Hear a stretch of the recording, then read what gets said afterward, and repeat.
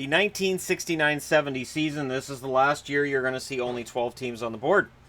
Buffalo and Vancouver are about to join the party. Vancouver and Buffalo were both teams that are cities that were close to getting in on the fun of expansion and just missed out.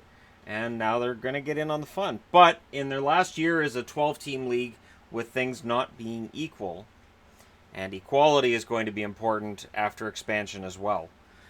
Chicago, 45-22-9 leads the way. Boston, 40-17-19. Detroit, 40-21-15. A lot of ties. Rangers, 38-22-16. Tied with Montreal. And you'll notice the playoff line. Montreal's under it.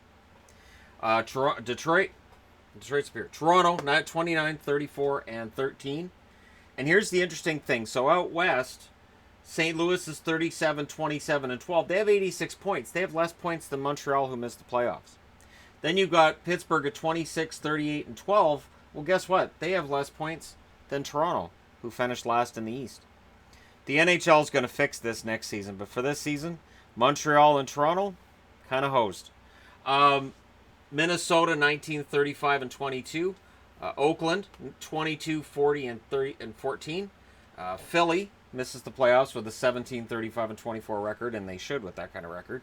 And the Kings 14-52-10. So it's a rough year for these teams, but it's kind of rougher for the two Canadian teams that missed the playoffs in a league where there's only two Canadian teams.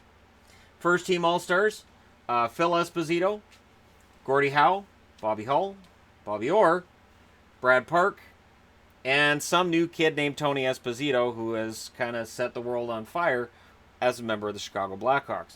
Second team, Stan Mikita. So again, Mikita's second team almost every year for the last 5 years, I think. John McKenzie of the Boston Bruins is in there at second team right wing. Frank Mahovlich. Honestly, Toronto really shouldn't have got rid of him at any point. Carl Brewer, Jacques Laperriere, and Eddie Giacomin. New York Rangers, still second team All-Star in net. The number one pick, Gilbert Perreault. We'll come back to him. January 3rd, 1970. Both Gordie Howe of the Detroit Red Wings and George Armstrong of the Toronto Maple Leafs become the first players to play in 4 different decades, having appeared in the 40s, 50s, 60s, and now 70s. Gordie Howe would make an appearance in the 80s as well, showing that he can set records nobody will ever equal. I can't see it, because then, yeah, I mean, 90s, 2000s, 2010s, no, Yager can't do it either, so there you go. March 1st, 1970, Minnesota coach Charlie Burns becomes the first in NHL history to be both coach and player. They win the game over the Toronto Maple Leafs 8-0, and since they only won 19 games all year, hey, Charlie, you might have wanted to be on the ice a little bit more. The April 5th, 1970 day of the day that closed the season down for the Bruins, Bobby Orr finishes as the first ever defenseman leading the NHL in scoring. 33 goals, 87 assists, 120 points. It is a dominant season. I believe he was 21 points clear of the second place scorer, Phil Esposito. And yes, Gordie Howe takes his place. And right there, he's a Hall of Famer. He wouldn't have had to do anything after this season. He's a Hall of Famer. April 12th, 1970, the Pittsburgh Penguins are the first team in NHL history to accomplish a sweep in a first round of a series they've played in. So they hadn't appeared in the playoffs until this year, and they swept their opponent, who was, yeah, if you're guessing Oakland, you're right, because first place third, second place fourth. It's that system that everybody would go nuts about now, and it still exists. This is the last year, though. It doesn't. This is where it ends. February 27th of 1970, the Minnesota North Stars bought Gump Worsley from Montreal. So realizing they need help in net, they're like, well, Gump might be 41, but he's better than some options we've got here, so we'll go ahead and take him. June 6th of 1969, Pete Mahovlich is traded to the Montreal Canadiens for Gary Monahan. And that's a notable trade because Gary Monahan was the first draft pick in NHL history. March 29th of 1970, Tony Esposito gets his 15th shutout as a Hawks rookie. 15 as a rookie. Yeah. I'm sure, again, and I've mentioned this in recent videos with the history thing, I'm sure Chicago thought it's only a matter of time till we get a Stanley Cup, because we've got Bobby Hull, we've got Stan Mikita, and now we've got this Esposito kid in net. We're set. But who set Bobby Orr? I hope he was really strong, because he needed a lot of a lot of muscles to lift all this hardware he came home with. The Hart, he got the Art Ross, he got the Norris, and then he got the Conn Smythe. So that's 4 trophies Bobby Orr won in the spring of 1970. It was a good year to be Bobby Orr. The Calder goes to Tony Esposito of the Chicago Blackhawks, as does the Vezina. So in his first year, he gets the Calder, the Vezina, and first-team All-Star. So, kind of sort of set. The Lady Byng goes to Phil Goyette of the St. Louis Blues, who will not be a St. Louis Blue for very long. Pitt Martin of the Chicago Blackhawks is your Masterton Trophy winner. The Patrick Award for growing the game in the States goes to Eddie Shore and Jim Hendy. So, playoffs. Chicago makes quick work of Detroit in the first round. They win it in a sweep. Every game is 4-2. The Rangers in Boston, a little bit more difficulty for Boston in the first round, but this is where their difficulty will end. They get the Rangers. They don't get Montreal because, thankfully, Montreal's missed the playoffs. Keep in mind, throughout this entire history series, I've said Montreal's a bad matchup for Boston. Not a problem for Boston this year because it didn't happen. The Rangers lose to Boston 8-2 and 5-3. The Rangers then win games 3 and 4 at home, 4-3 and 4-2. Boston wins 3-2 at home. Then they go to New York and they win the game 4-1 to win the series in 6. Minnesota, St. Louis. St. Louis wins game 1 6-2. They win game 2 2-1. Games 3 and 4 are won by Minnesota by scores of 4-2 and 4-0. And then St. Louis wins 6-3 before going back to Minnesota and winning 4-2. A rivalry is born between the Blues and the North Stars, and we'll see them against each other a lot in the playoffs. Pittsburgh, meanwhile, as stated previously, they get a sweep in the first round of the hapless Oakland Seals. They win 2-1, 3-1. Then they go to Oakland, they win 5-2, and Game 4 is an overtime game, but they win it 3-2. So Oakland, despite rocking some interesting jerseys, and I'm not sure they had the white skates that year, but I know the white skates would become a thing as they try to sell the game and tie themselves to the A's, and it was an attempt. The semifinals. Chicago plays Boston. Chicago had to feel good going into this series. They swept Detroit. Boston had trouble with the Rangers. Doesn't matter. Boston wins 6-3. Then they win 4-1. At home, Boston then wins 5-2 and 5-4. So by winning both games in Chicago, all they had to do was hold serve at home, and they did, and they swept it. So Chicago's out. Chicago ends up 4-4 in the playoffs, which is not unheard of, but it is unusual. It is unusual to see a team sweep in the first round and then get swept in the second. Pittsburgh, St. Louis. St. Louis wins this one, but again, it's more work than I think they would have liked. They win both games at home, 3-1 and 4-1. Then they lose in Pittsburgh in games 3 and 4, 3-2 and 2-1, which pretty much mirrors what happens in the series between them and Minnesota as well.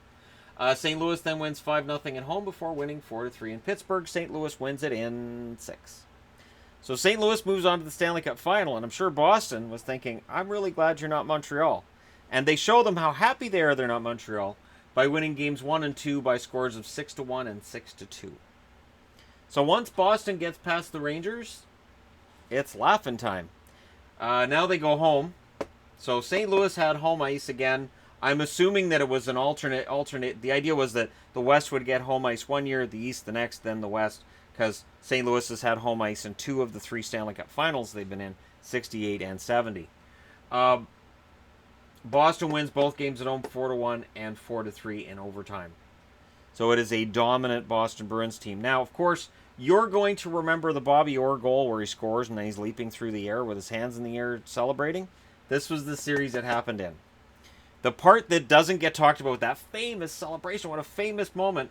Yeah, they were up 3-0 in overtime.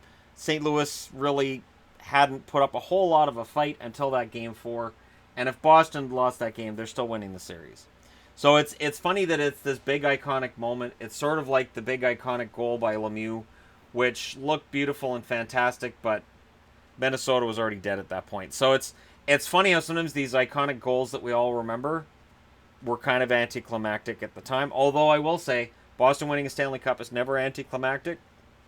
It doesn't happen often enough. I don't wear my Bruins jerseys enough during this series. Thankfully, I did get this from Ben H. Sports this last month, and this is part of the reason why. Because when I'm doing history videos, it's nice to wear a jersey that's historically accurate. With Montreal, I don't have to worry. They don't really change their jerseys very much. So, that's all done. Let's talk about expansion. Gilbert Perreault went on to play 1,191 games, all in Buffalo. 1,326 points, 512 goals, 814 assists. There are a lot of kids watching this video who do not know how excellent Gilbert Perreault was or how amazing the French Connection was for Buffalo. And you're going to find out once this series continues. And this defines the Canucks. They spin a wheel. And any number between 1 and 10, the Canucks get the number 1 draft pick. Any number between 11 and 20, Buffalo gets the draft pick. The wheel stops, and Clarence Campbell, the president of the league, says, it's a 1. The Canucks go nuts. Punch Imlach there for Buffalo says, you might want to check again there, Mr. Campbell. It's an 11. Because of that draw, Gilbert Perreault wears number 11 as a player. And the expansion draft, the funny thing is the expansion draft, Vancouver kind of does better than Buffalo in the expansion draft. They get Orland Kurtenbach, Pat Quinn, Rosaire Paymont, Wayne Mackey, Dunk Wilson, Charlie Hodge, and Barry Wilkins. Now, Kurtenbach is still one of the all-time greats for Canuck fans. Pat Quinn, of course, became a hero. Dan Quinn eventually would be a Canuck too, but not really a hero, and not available in the 1970 expansion draft. But Pat Quinn, a hero in Vancouver. There's the statue outside of Rogers, and not for what he did as a player, but for what he would do when he came back to be a GM. Rosaire Paymont scored his share of goals as a Vancouver Canuck in his brief time there. Wayne Mackey, of course, they retired the number 11, which somebody came in and took. Wayne Mackey would pass away, and it was a shame that he did, and that was why his number 11 was retired by Vancouver. Dunk Wilson, of course, would play net with Charlie Hodge that first year. Charlie Hodge didn't play a ton for the Vancouver Canucks, but of course you'll remember Hodge for being part of Montreal Canadian dynasties, and Charlie Hodge played for the Vancouver Canucks of the Western League the year before they joined the NHL, which is why they drafted him when they did, because they knew him. Same with Orland Kurtenbach. Kurtenbach had been with the Vancouver Canucks in the Western League previously. And Barry Wilkins, who would go on and play 5 years as a Vancouver Canuck after that. Now, Buffalo came out with Jim Watson, who wouldn't spend a whole lot of time in Buffalo. Phil Goyette, the Blady Bing winner. Jerry Meehan. Gary Edwards in net. Tracy Pratt. And Rocky Farr, who also was a goaltender for them. And that's an amazing name in hockey history, Rocky Farr. Love it. It's almost like Rocky IV, but different. And then they drafted Tom Webster, but traded him to Detroit for Roger Crozier. So Roger Crozier would end up being their goaltender and one of the key figures for them the first little while in the NHL. And they had some solid goaltending. Both teams came out of this as, unfortunately, not as good, I don't think, as what the first 6 expansion teams were stocked with. But at the same time, you're now pulling from a league that just expanded 3 years before. You're pulling 2 brand new teams of 20 players, so you're pulling 40 from 12 teams. You're starting to dilute the talent pool, and that starts to become an issue because this league will expand a lot over the next 10 years. And it absolutely did dilute the talent pool. And when people talk about now, like, oh, well, if we go from 30 teams to 32 teams, you're diluting the talent. No. Going from 6 to 21 in 13 years, that diluted the talent pool. The fact that the WHA is about to start up and pull players out of the NHL, making it worse, that dilutes the talent pool. So thanks, Clarence Campbell, for almost giving Canuck fans hope back in 1970, but in the end it was snuffed out, and that would kind of be a tradition that was started that year. So there you go, your 1969-70 season. Expansion's on the way. There will be 14 teams on the board tomorrow. Tune in for that one. Thank you guys so much for watching this series. Hit like and subscribe if you're browsing your way through. You just happened upon this video. And I'll talk to you guys again soon.